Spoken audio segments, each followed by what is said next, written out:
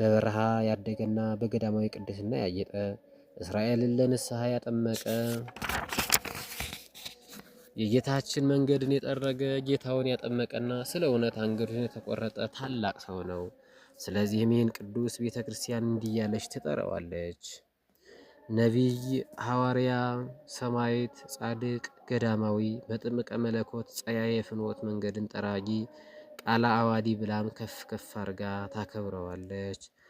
ቅዱስ ዮሐንስ በረድኤቱ በበረከቱ አይለየን። በዚህ ዕለትም ቅዱስ ኤልሳ ነቢይ ይታሰባል።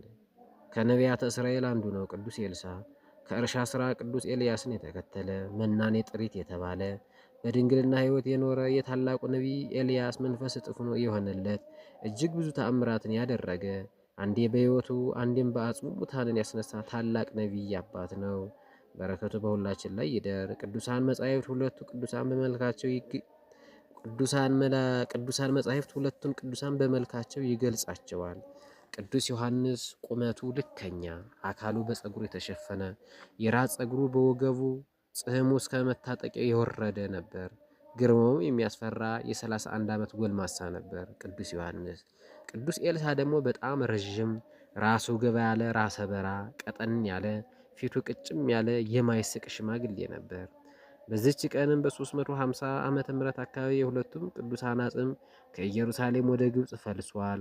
በወቅቱ ከፋተኛው የነበረው ንጉሥ ኡልያኖስ ክርስቲያኖችን ለማጥፋት ሞክሮ ነበር።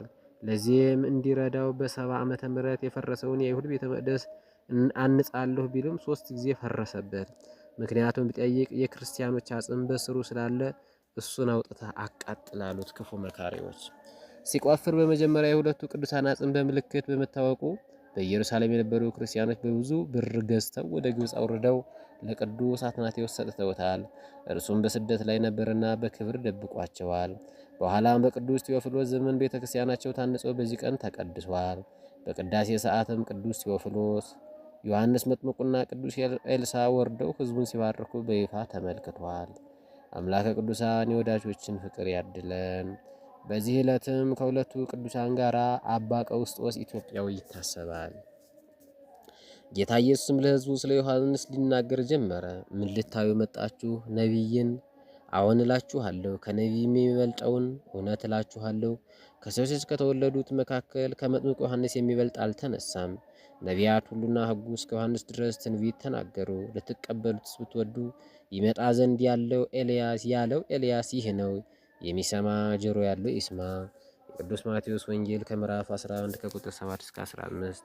ሰላም ለፍልሰትክሙ በእደት ይወፍልወስ ገዛኢ ዮሐንስ ወይ ኤልሳ ረዳ ኤልያስ ቀናኢ እግዚአብሔር ከሰተ ምስጋክሙ መዋኢ እስመ አንከረ ቄርሎስ ካህን አምላክ ሰዋኢ ስኮበ ወረደ ውስተ ቤትክሙ ነበልባለ እሳት በላኢን አርእየኒ ገጸከ ዮሐንስ መጥምቅ በከመ አስተርአይኮ ቅድመ ለቲወፍልወስ ሊቅ ወአዲ በብርሃንከ አንስአኒ ለውዱቅ ኤልሳ ነቢየ ልዑል እምነወየ ዓለም ርሁቅ ዜና ድንግል እምነ ወቀውስጦስ ጻድቅ። በዕለቱ ከተነሱት ቅዱሳን ረድኤት በረከት ይክፈለን። ወስብሐት ለእግዚአብሔር ወለወላዲቱ ድንግል ወለመስቀሉ ክቡር አሜን።